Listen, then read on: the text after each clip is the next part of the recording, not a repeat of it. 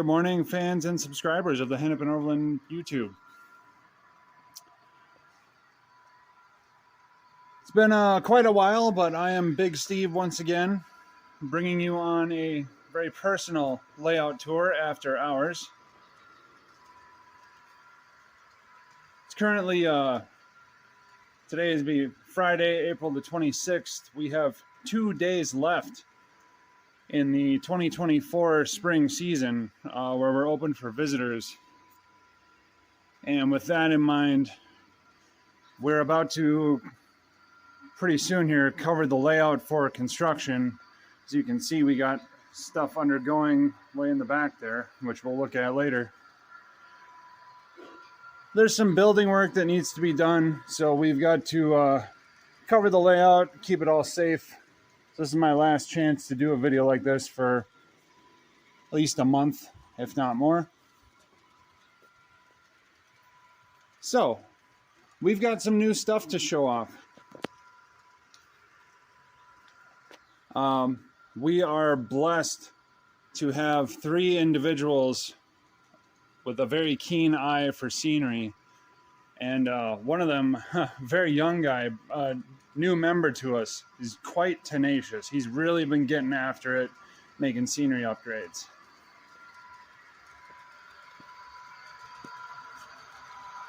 One of our tour guide trains here. Kansas City Southern, now CPKC. Grain train.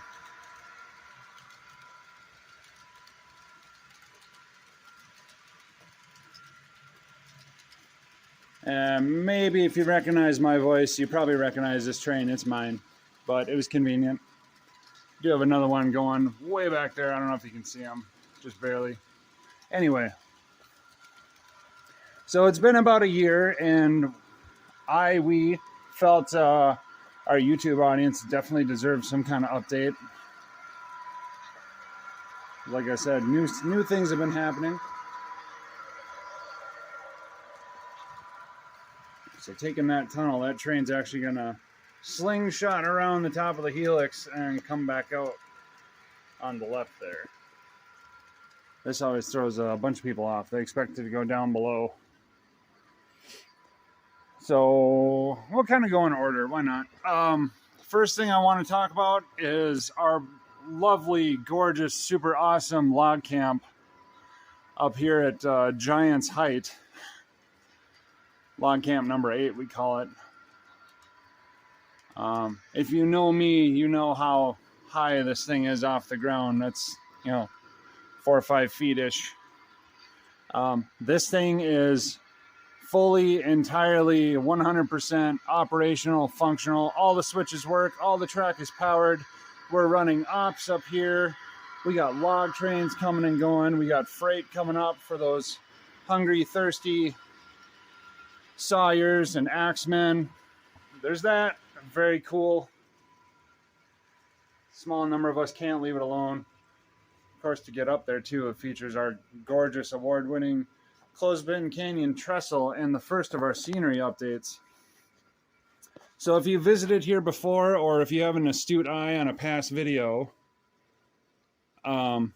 this waterfall was kind of lacking. And that's not any dig against anyone that worked on it previously. I understand it was like 2 different people. It was kind of a neat wax paper technique. It didn't quite go to plan. So again, that young guy I mentioned earlier, I was here last night. He just tore into this kind of at random. We didn't expect it. So he replaced the wax paper. And it looks like, to me, he used definitely some water effects. Looks like some cotton fiber to me.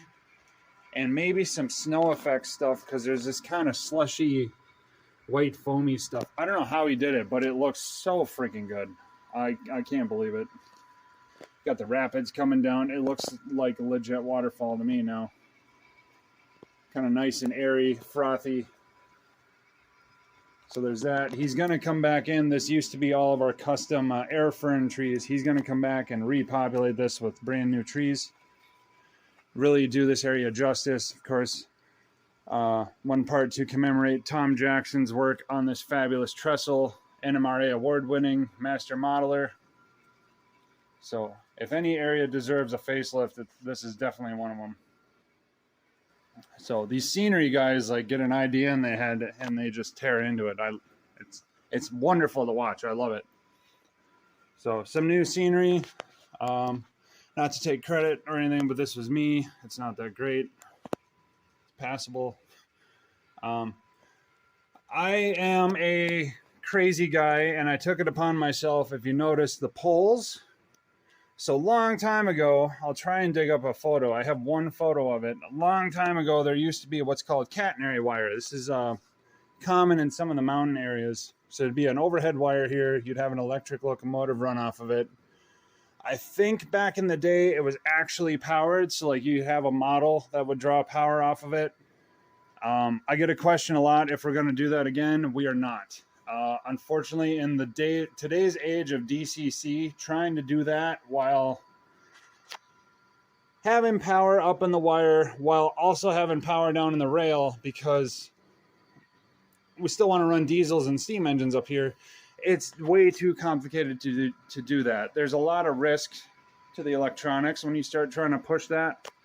And for most of us, considering there's a wide variety of manufacturers, I don't want to inhibit anyone from like, hey, you can only run MTH up here, you can't run a Broadway or pick a manufacturer. I don't want to do that. So it's just going to be dummy wire just for looks, but we'll be able to run our electrics with the pantographs up, and they'll do their super awesome flexi thing and look all cool. So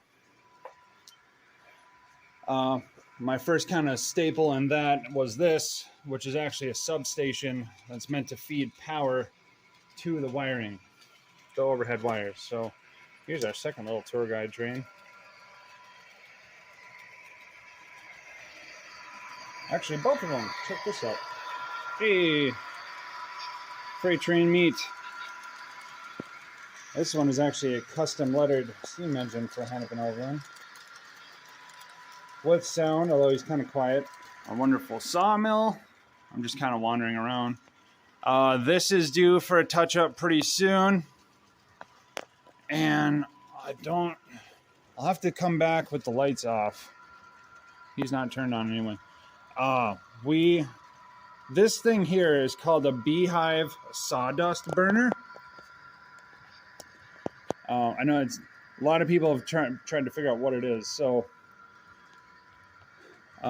fortunately, I used to work with a guy who actually worked in a lumber mill who explained this to me. So, a lot of people wouldn't know this, but your sawmills, especially back in the day, rewind 50 years plus, a lot of your sawmills were powered by the sawdust byproduct. Like all the stuff that came out of cutting down the timber, ripping the trees down, the kind of scrap material that doesn't work for lumber got thrown into a furnace, and that generated a good portion of power for the mill. And this is where this beehive burner comes in, is that's basically either where the fuel source is burnt or it's where the byproduct is burnt to just get rid of it.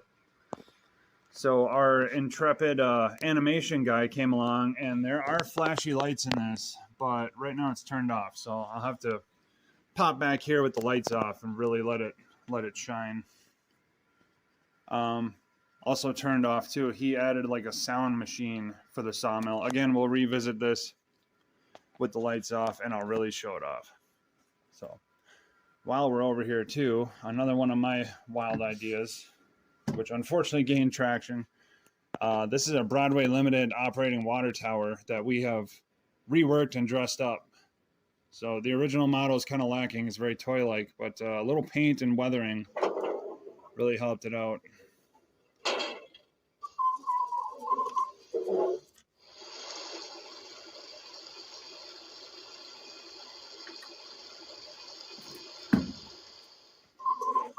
So the idea, of course, is you bring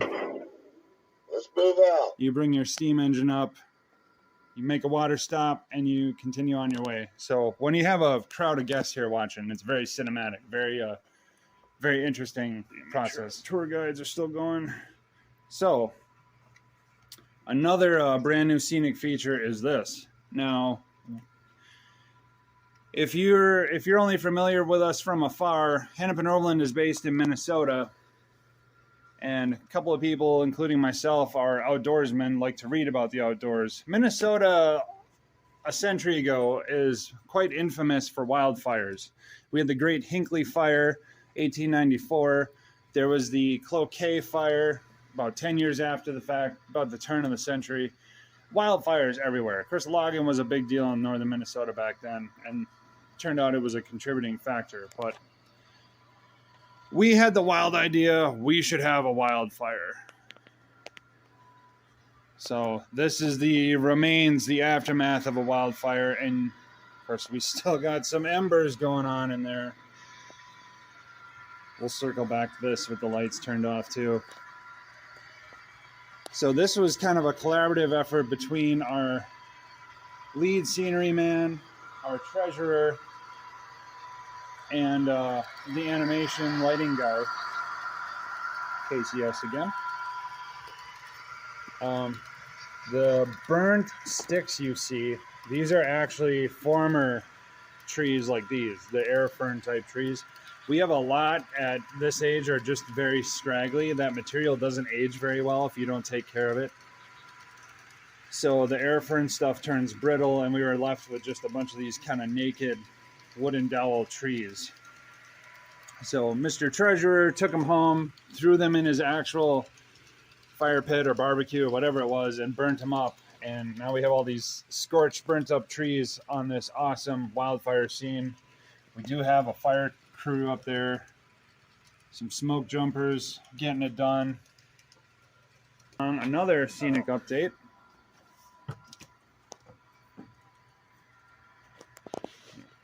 Sorry, I gotta check on that other train. He's chugging along by himself way over there, so far away. Our layout's pretty good, and most of the time you can turn on the train and just let it go, although we're really not supposed to do that for reasons, practical reasons. But anyway, scenic update. This has always been, this is a double-sided deal, sort of. So we have kind of this meadowy open area that's kind of just always been grasslandy, sort of plain. Again, scenery crew came along and just bedecked this out with brand new trees, static grass, new ground cover, new rock features, the whole works. It's extremely green, looking gorgeous. And to go along with that, we opened up the mountain here. So this used to be covered. And speaking as an operator, was kind of a pain in the keister. If you can see, there's a crossover switch in there. And if you derail on that sucker with that cover on, oh man, you were in trouble. You were in big trouble, because you had to either dig your arm way in there or manage to get that cover off. And that cover was not light. Like, we're talking, it was foam and plaster and wood bracing. It was a very heavy hatch to try and get off. So we got rid of it. We opened it up. The railroad came along and blasted open the mountain because they were tired of dealing with it. So now we have this awesome rock cut bracketed with this gorgeous new scenery. And there's new scenery on the other side too. So we're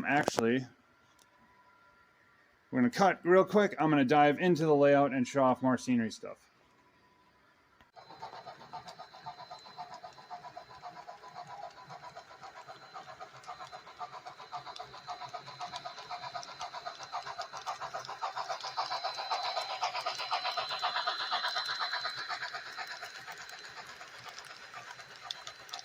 So,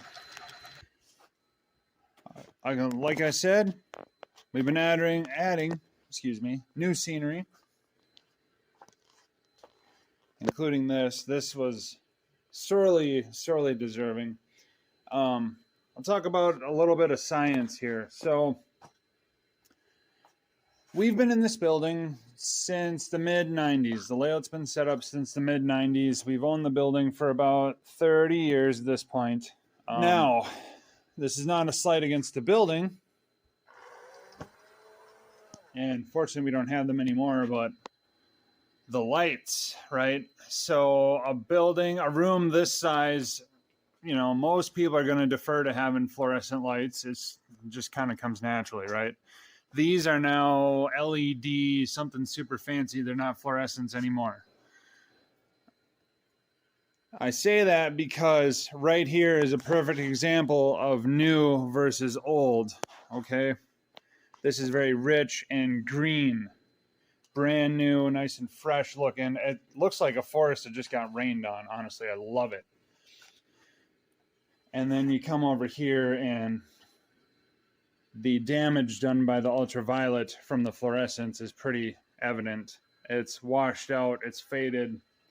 It's literally like it's been out in the sun for years, because in essence it has been. Fluorescent lights are not kind with time and operation in that regard. And this is a thing a lot of layouts have to deal with. So it's not unique to us. It's nothing against us. It just kind of is how it is. It's science, and there's nothing we can do about it. So it's a really dramatic divide between the two right there. But it just goes to show like what time and age do to a layout, even when you do everything you can to take care of it. And of course, there's dust in here too. So I'm very, very glad we have people willing to come along and give it the attention it actually deserves. So with new technology and new methodology, new ideas, stuff like that. So our scenery people deserve a big shout out. And I, for one, am a fan. I like to contribute when I can, which is not always. I usually get sucked into this part. So like I was talking about scenery upgrades. Oh, check this out. Oh, I love this.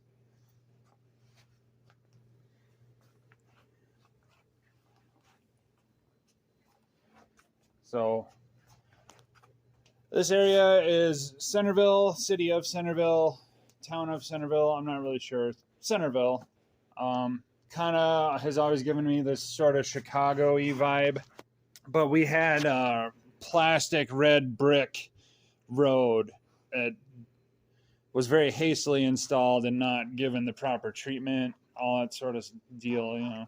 And now our intrepid scenery chairman came in and redid the surfacing. So this is actually sliced up pink foam. He has a foam cutter dialed down real thin, where a lot of people would come in and use plaster or actual concrete. People have done actual concrete for this. Bruce came in and did pink foam, and you'd never know the difference.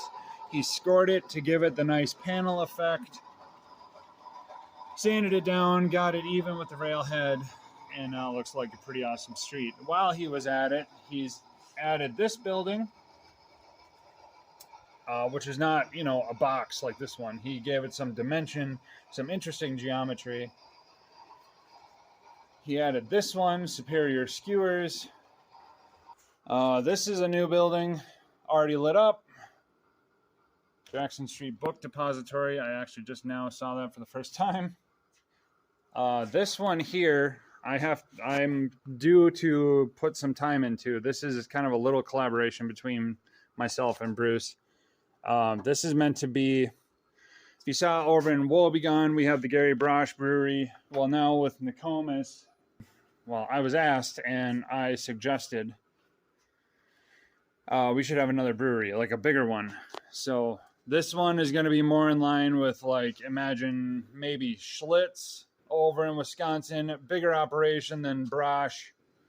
Obviously, like, look at all the stories and stuff. We're due to put in like some water tanks. There should be duct work and dust collection, and maybe we can get like pipes and stuff showing through the windows. I don't know. I had the same thing in mind for the malt house I did over yonder. Cool dimensional stuff with this one also. He's not a flat box. He's got different sides and stuff going on, like kind of a Tetris-y L shape. These two got dressed up, weathered. So yeah, this whole area over here has gotten attention. So all the buildings and the streets got work, and then scenery guys also came in and did new ground cover, static grass up front. I think that's static grass. It looks fuzzy. A couple of us who stare at places like this in the real world gave some input. This got kind of grassy, weedy, sort of industrial area, ramshackle kind of looking. I'll be remiss if I don't talk about this a little bit. We had an ice house that occupied these two tracks with a little building that sat here-ish, right? Yeah, the building was originally here, the ice building, tracks up to here. You could get like a dozen ice reefers in here, which is great for an industry of that size. But the icing dock looked, not to begrudge whoever built it, but it looked terrible. Like, it did not look like any ice dock I've ever seen in photos or video. And scenery crew agreed, Bruce agreed. He came along and redid it as this actual good-looking, prototypical-looking, real-world-looking, smaller ice dock.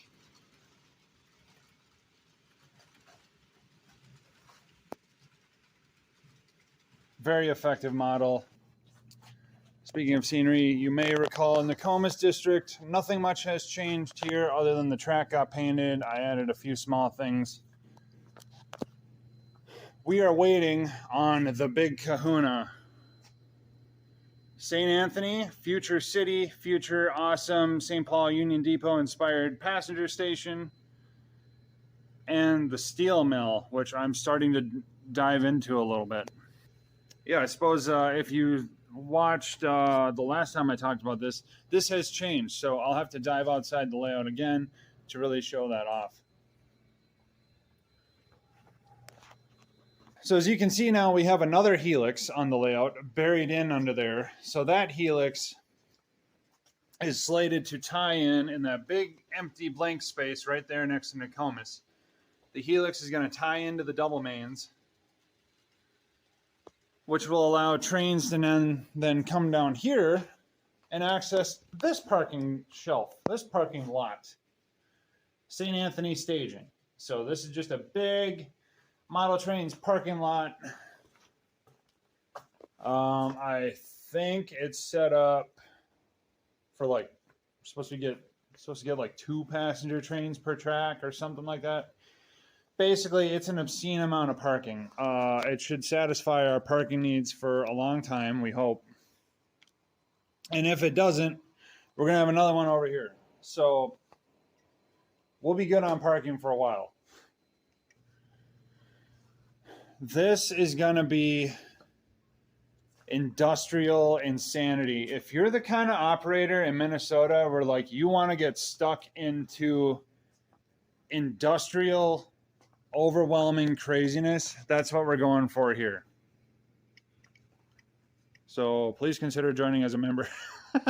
But this is going to be just absolute madness. And this, I do have a track plan to show off. So there's a lot of track. There's a lot of stuff going on. I'm sure I've showed this once before, but just a refresher. We have reached the point where we're starting to mock up the track.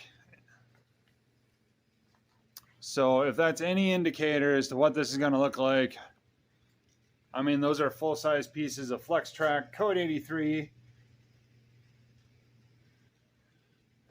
And then, yeah, we got a lot of stuff going on. So there was something interesting happened with this, and I'm not aware of the circumstances, but we have right here in front of us, this is a coal coke plant.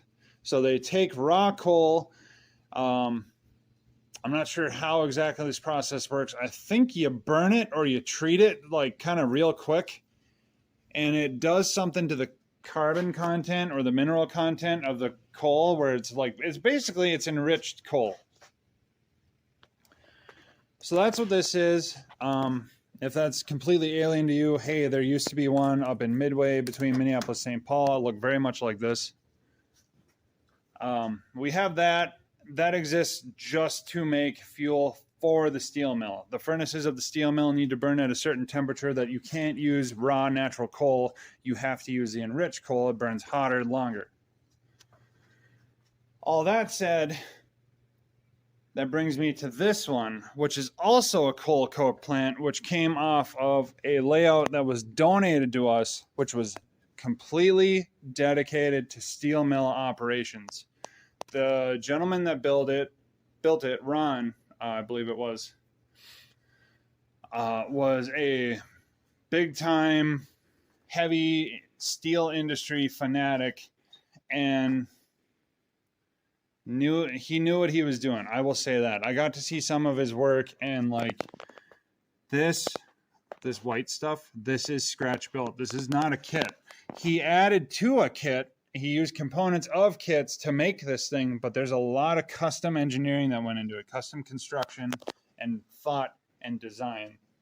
So I have to give him a little bit of a shout out. As I understand it, he's no longer with us, but Ron deserves some credit for his skills. He had some skills. I got to give him that. I have none, so I recognize some skills when I see it. This again was also Ron. Near completely, totally custom designed and built. All that lattice work, that is not a kit. He figured that out. He cut it. He built it. So I understand this is not the best looking thing. It's kind of a mess. Sorry about that. But this is another portion that came out of Ron's layout. We have some other buildings, and most of actually all this Code 83 was from him. As I understand it, our scenery chairman has like a friend of a friend connection to the gentleman this stuff came from. So we're actually looking at ways to implement as much of his stuff as we can. And given the skill set that he had is very exciting to me, because, you know, we get to preserve some of his hard work and add it to our display.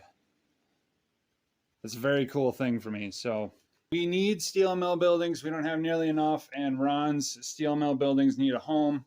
We're going to make the best of both worlds while preserving, showing, demonstrating Ron's skill set amongst our own. So it's a very, very good thing for us, in my opinion. It means a lot to me. I love doing stuff like that. So anyway, that's going to wrap up this particular video tour. I am out of all new stuff to show you. I've showed you all the cool new stuff. So stay tuned to this channel. I have the logging train featurette coming. I'll be filming it right after this. And there'll be more videos to follow. So what they will be, I can't say. Don't know. I haven't thought of them yet. But subscribe, like, comment, do all that cool stuff for the algorithm. Share the video. Come down, visit us. HennepinOverland.org. Thank you very much.